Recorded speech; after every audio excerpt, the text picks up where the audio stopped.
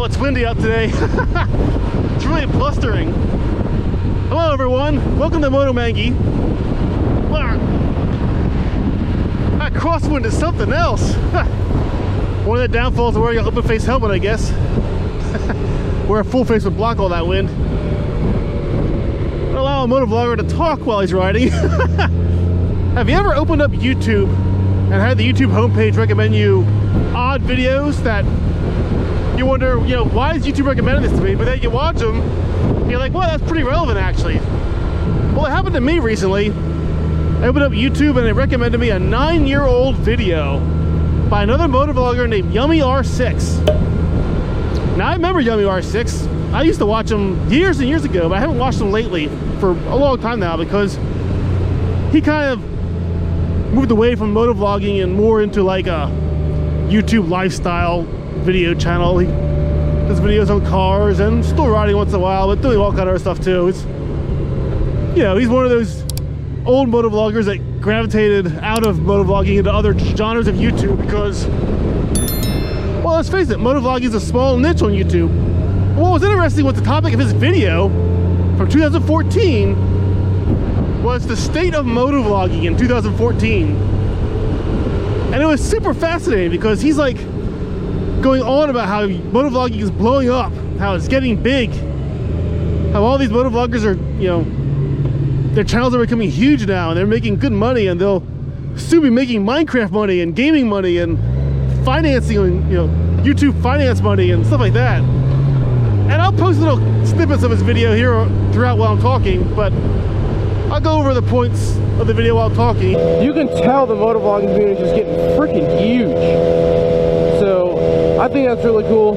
I think it's really awesome that we're getting that big. You know, 3, 4, 5 years in time, this community is going to be bigger than anyone could have ever imagined as I speak right now. He more or less was talking about how motovlogging on YouTube was blowing up 9 years ago and how big it's going to be and how profitable it's going to be and how much money they're all going to make and that kind of stuff. And it was interesting to me watching him and his exuberance in the whole thing because he was motovlogging a lot back then. That was his channel was all about motovlogging, riding motorcycles and talking, like I'm doing here. And back in the early days of motovlogging, it did kind of become a thing pretty quickly, where a lot of YouTube motovloggers got big fast. Their channels just grew. But here, 9 years later on YouTube in 2023, looking back at his video and how much faith he had and confidence he had in it, yeah, it never really happened. I mean, in some ways, motovlogging is larger today than it was 9 years ago. I'd say that there are more motovloggers today than there were 9 years ago. More people are motovlogging. And a lot of that is due to how easy it is to make videos now, the ease of content creation, due to better GoPros and better software for computers to allow editing videos nicer, and YouTube improved their tools over time. So the very act of motovlogging itself got easier and more accessible. And that did translate into more motovloggers on YouTube. So in that regard, yes, motovlogging blew up, but it's still a very small genre on YouTube. It never got huge like gaming is on YouTube or like finances on YouTube or reviews on YouTube or none of that. It never grew into that. Now there are YouTube motovloggers today that make good money on YouTube. There are motovloggers that make a living on YouTube, but they're few and far between. It's very, you know, like maybe 2 or 3% of all the motovloggers actually make a living wage off YouTube motovlogging. The majority of motovloggers, I'd say 95% at least, maybe more than that, make very little money, or a lot don't even make any money at all. You know, until you get 1,000 subscribers, your channel can't be monetized. And there are a lot of motovloggers on YouTube that have less than 1,000 subscribers, so they're not making any money at all on YouTube doing this. And even a channel like mine at 1,700 subscribers, 1,800 subscribers, somewhere between there, I'm not making great money on YouTube, not by any means at all. I make a couple $1,000s a year, so it's nice, you know. I mean, I'm getting paid to ride a motorcycle. Who would complain about that? Not me, that's for sure. but I could never make a living off YouTube. I could never pay all my bills off YouTube.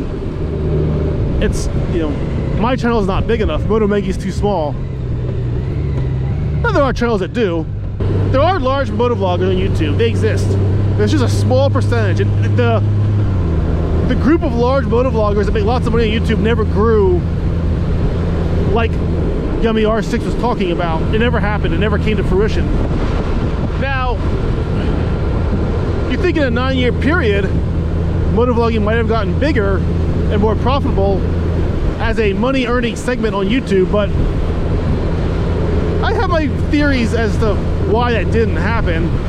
So I think for sure if you're looking into getting motovlogging, this year is probably prime time when it comes to getting into it before others.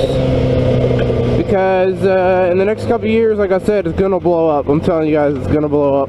This last year it blew up.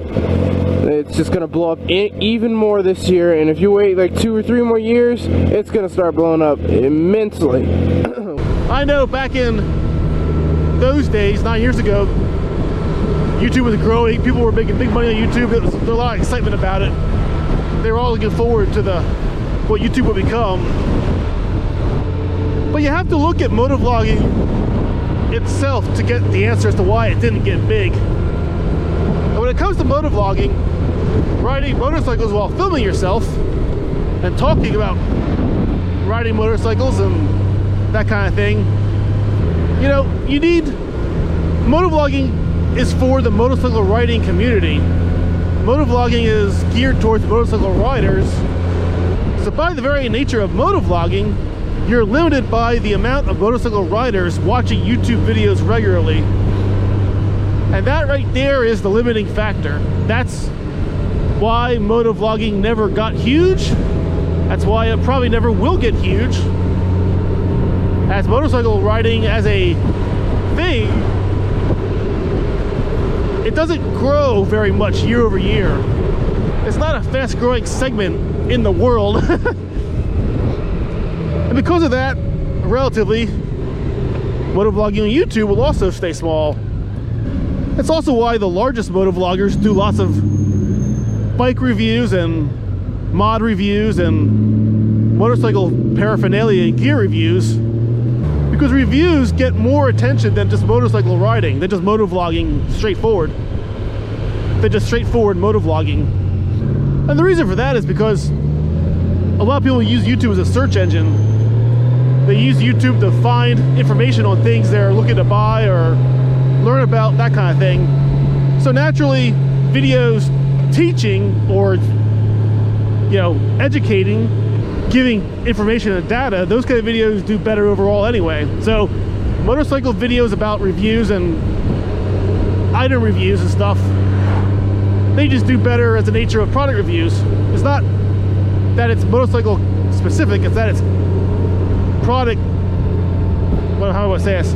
It's product review specific. Actual motovlogging, which is talking while riding on a motorcycle, like this, old school motovlogging, just doesn't have a big audience. And I don't think it's ever going to. So while it was neat to watch Yummy R6's 9-year-old video about how big motovlogging is going to become and how they're all going to get rich and buy extra houses and sports cars and stuff and have a bike for every day of the week. Yeah, the reality is it didn't happen, and I don't think it's going to. Not for the majority of motovloggers, let's put it that way. There will always be outliers. There will always be people who, you know, stand out and excel relative to the crowd. There will always be people who get lucky. A lot of motovloggers just the right thing at the right time, the right angle on motovlogging, the right, you know, little niche they're catering to, whatever. So that will always happen, but I don't think the majority of motovloggers will ever get paid well motovlogging. I don't think the motovlogging genre will ever get large. I don't think the motovlogging community will ever get huge. It's just not the nature of the beast. Well, that's okay. I'm all right with that. If I had to do a follow-up to Yummy R6's video 9 years later, I would say the state of motovlogging in 2023 is that it's healthy, it's solid, There's more motovloggers than ever, but with the caveat that motovlogging never got huge. It never broke out on YouTube, and it's never going to. That's just the reality of the situation as far as I can see it. The only way that changes is if motorcycle sales in the world suddenly become much larger. If motorcycles start becoming a lot more popular, if motorcycles start selling like crazy, I don't know. I don't think it's going to happen anymore. The young generation doesn't seem overly interested in motorcycles. They're more interested in, minimalism and not owning things and Ubers and that kind of thing. The less things they own, the better. Live a Spartan life, that sort of thing. And motorcycles are luxury items. They're things people buy to have fun with. They're toys. I mean, I say that broadly. I'm not, to me, a motorcycle is a necessity. I love riding motorcycles. I've always ridden motorcycles. But a lot of people see it as a extra thing, as a luxury. They don't, it's not something they need, it's something they might want. And that's why motorcycle sales don't grow very much. That's why they never will, probably. Although I say that, who knows, things could change. So anyone looking to get rich on YouTube, yeah, don't motovlog. Don't choose motovlogging as your path of action for a YouTube career. If you want to make money on YouTube, you gotta do other things like finance videos or instructional videos or product reviews or cooking, that sort of stuff. And all you need to do is look at Yummy R6's own channel. I mean, you can see how he moved away from motovlogging straight up, and he now does lots of other things on his YouTube channel. Car videos, car reviews, lifestyle videos. So he saw the tea leaves on the trees after a while, and he changed his channel accordingly. And he's got a pretty big channel. He's got like 900,000 subscribers, so he's not a small channel. He's doing very well. But he got that not by motovlogging. He got that by doing other stuff. Anyway, I thought it was a cool video. I'll post a link to Yummy R6's 9-year-old video down below in the description, because it's kind of fascinating, like a blast from the past, to look back in time to see what motovloggers thought of motovlogging 9 years ago and where they thought motovlogging was going compared to how motovlogging is today and where it went. Which is, not very far at all. And I say that as a fairly new motovlogger myself, starting in 2020. I'm not an old school motovlogger like Yummy R6 is, whatever. I'm new to motovlogging, and yet I do this knowing that it's not a big genre on YouTube and it's never gonna make a lot of money. Also, of course, I blow up and blow out and go viral or whatever and something happens, but I don't really see that happening. I don't need to start using clickbait and sketchy thumbnails and bring a woman into the channel that dresses scantily, that kind of thing.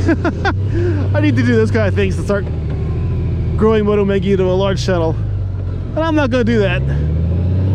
That's not what I'm motovlogging for. Not that I'm against women scantily clothed. I'm all for that. Nothing wrong with that.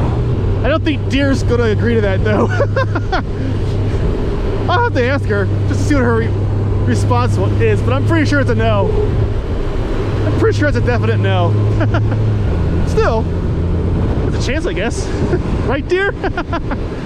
Well, on that note, I'm gonna turn the cameras off and enjoy the nice day, because we're having a good weather day here in Pennsylvania in February, first week of February. It's unusually warm, 51 degrees, and fairly nice. It's gonna rain in a day or two again, so yay. So let me know what you think about the state of motovlogging in 2023. Has it gotten bigger in the past 9 years? Is it still small? Will it get big? Will it grow into something overly successful and major? What do you think? Let me know down in the comments below. Thanks for watching. Take care, ride safe. Enjoy winter. And see you next time.